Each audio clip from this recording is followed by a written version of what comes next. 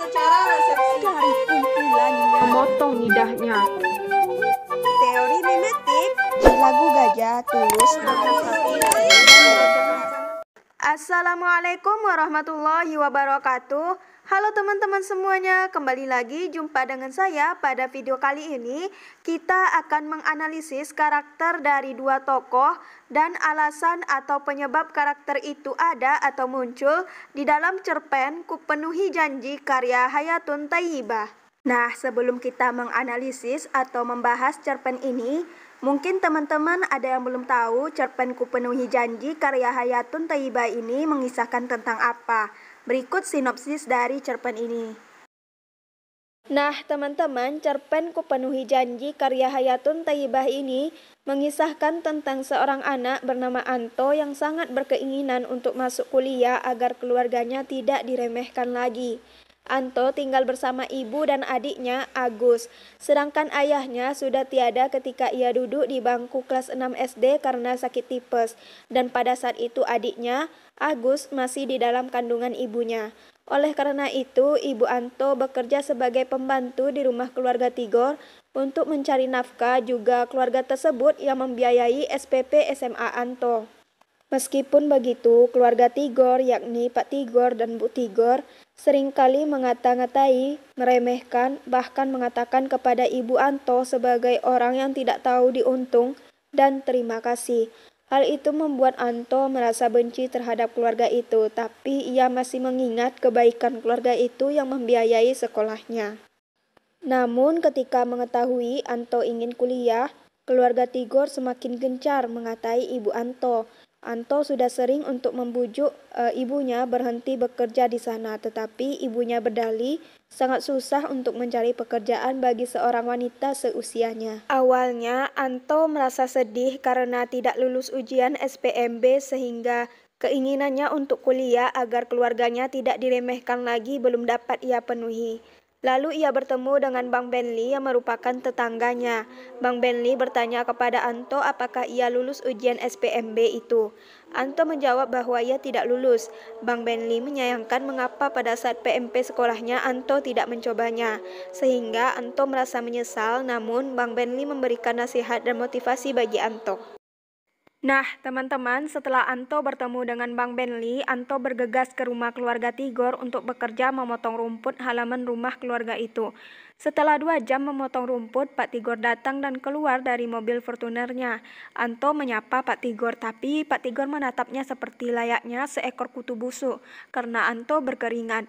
Lalu Pak Tigor menanyakan hasil ujian SPMB Anto, dan Anto menjawab bahwa ia tidak lulus. Pak Tigor pun meremehkan dan menginjak harga diri Anto, sehingga ia pun menjawabnya dengan mengatakan bahwa ia juga memiliki harga diri sama seperti Pak Tigor sebagai manusia. Kalaupun Pak Tigor sombong dengan kekayaannya, semua itu bisa saja diambil kembali oleh Tuhan. Lalu Pak Tigor mengusir Anto dan ibunya.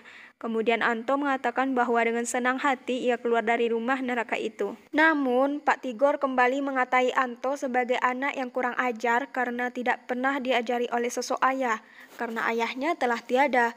Kebencian dan kemarahan Anto semakin besar karena Pak Tigor membawa-bawa ayahnya, sehingga ia menarik kerah baju Pak Tigor dan memperingatkannya. Setelah itu pun ia berlalu pergi mencari ibunya tanpa mendengar sumpah serapah Pak Tigor. Anto dan ibunya tidak lagi bekerja di rumah keluarga Tigor. Sekarang ibunya berjualan nasi uduk dan lontong sayur, dan kehidupan ekonomi mereka jauh lebih baik dari sebelumnya. Lalu Anto pun kembali mendaftar untuk ikut ujian SPMB di USU. Ia ditemani oleh Bang Benli yang sudah ia anggap sebagai abangnya sendiri. Setelah mendaftar, ia pun ikut ujian SPMB tersebut. Nah, singkat cerita nih teman-teman, Anto menyeberangi jalan menuju kios Bang Benli dan mengambil koran yang dipegang Bang Benli. Awalnya dia tidak menemukan namanya, tetapi setelah dicek kembali, ia lulus di kedokteran USU. Ia pun kembali menyeberangi jalan tanpa melihat ke kiri dan kanan, saking gembiranya untuk memberitahu kelulusannya kepada ibunya. Akhirnya Anto tertabrak, yang awalnya ia tidak menyadari bahwa dirinya telah meninggal. Setelah itu, datang kepada Anto seseorang yang sangat mirip dengannya. Lalu ia teringat dengan buku yang pernah ia baca, bahwa di saat sakaratul maut, malaikat Israel akan datang dengan wajah yang mirip. dengan orang tersebut dan baru menyadari bahwa ia telah tiada. Malaikat Israel yang tersenyum padanya memegang tangan Anto dan membawanya pergi. Anto sempat memberontak karena ia belum membahagiakan ibu dan adiknya, tapi tidak bisa dan ia bertemu dengan ayahnya. Nah, jadi teman-teman, intinya aku penuhi janji, maksudnya ialah keinginan Anto untuk kuliah agar keluarganya tidak diremehkan telah terpenuhi dengan kelulusannya di kedokteran USU. Selain itu, ibunya tidak lagi menanggung sakit akibat perkataan dari keluarga Tigor. Nah, teman-teman, selanjutnya sesuai judul kita akan menganalisis karakter dua tokoh dan alasan atau penyebab karakter itu ada atau muncul. Selain itu, dalam analisis ini saya juga menerapkan kajian psikologisnya. Pada video ini saya akan menganalisis karakter tokoh Anto dan tokoh Bang Benli, serta penyebab muncul karakter dari dua tokoh ini. Yuk, langsung saja kita simak pembahasannya. Tokoh Anto. Pertama, ia memiliki karakter sangat menyayangi keluarganya.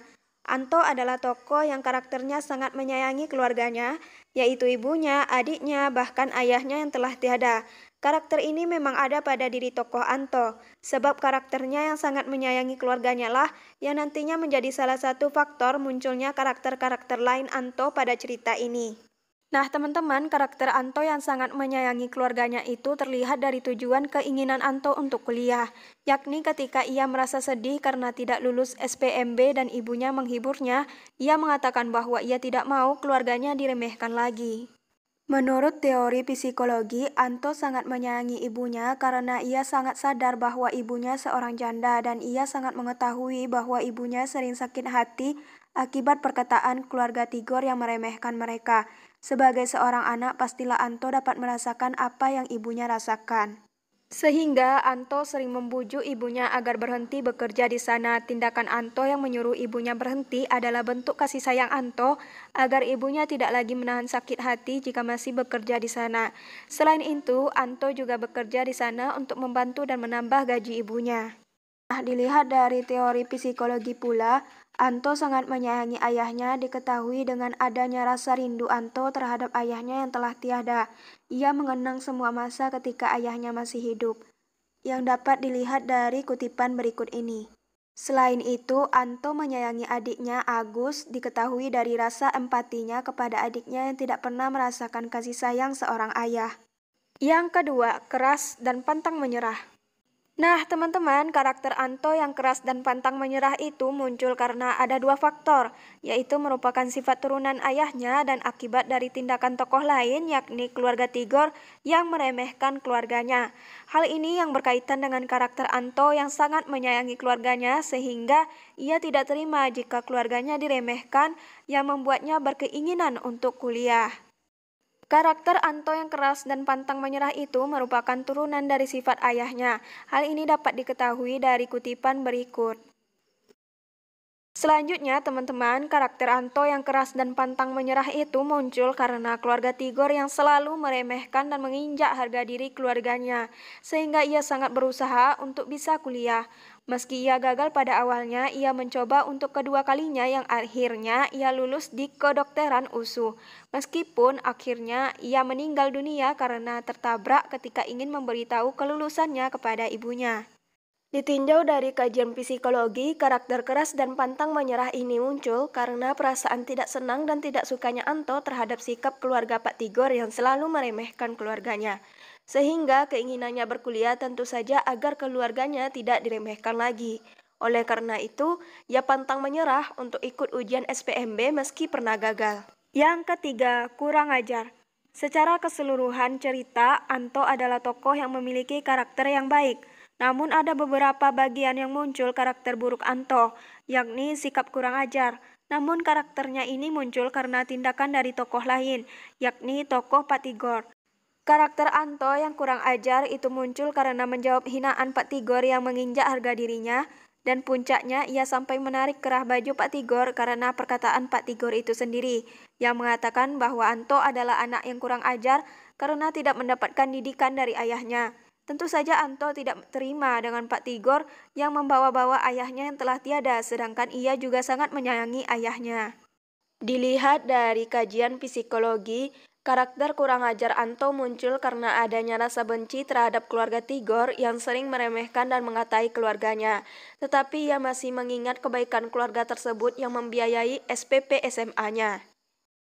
Namun karena hal itu sudah sering dan berulang-ulang, keluarga Tigor meremehkan keluarganya dan bahkan sampai membawa-bawa ayahnya yang telah tiada. Tentu saja kebencian Anto semakin besar hingga tidak peduli lagi dengan kebaikan keluarga tersebut yang penghinaan mereka lebih dari itu. Selain itu, Anto juga memiliki pola pikir bahwa Anto dan keluarganya sama dengan keluarga Pak Tigor, yakni sama-sama manusia, dan keluarga Anto tidaklah hidup bergantung pada keluarga Pak Tigor hanya karena keluarga mereka kaya, padahal kekayaan mereka hanyalah titipan Tuhan. Sehingga Anto dan Pak Tigor sebagai manusia sama-sama memiliki harga diri, sehingga Anto merasa Pak Tigor telah berlaku tidak pantas dengan menginjak harga dirinya. Hal inilah yang menyebabkan Anto bersikap kurang ajar terhadap Pak Tigor. Selanjutnya, tokoh Bang Benli. Pertama, Bang Benli merupakan tokoh yang memiliki karakter kebapaan. Bang Benli adalah tokoh yang memberikan nasihat atau motivasi kepada Anto terkait tentang perkuliahannya. Karakter kebapaan Bang Benli muncul ketika memberikan nasihat kepada Anto yang mengeluh ia tidak lulus ujian padahal sudah berusaha dan berdoa. Bang Benli pun mengatakan kepada Anto bahwa saat itu mungkin belum waktunya Anto lulus dan semua yang terjadi itu ada hikmahnya. Dari teori psikologi, karakter kebapaan dari tokoh Bang Benli itu ada karena memang ia sudah dewasa dan lebih tua dari Anto, sehingga Anto melihat jika Bang Benli memiliki karakter kebapaan. Yang kedua, baik hati. Bang Benli adalah tokoh yang memiliki karakter baik hati. Dapat dilihat pada kutipan berikut ini.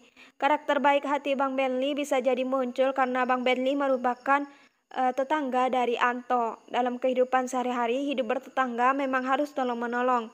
Sehingga Bang Benli selalu membantu, memberikan nasihat dan memotivasi kepada Anto.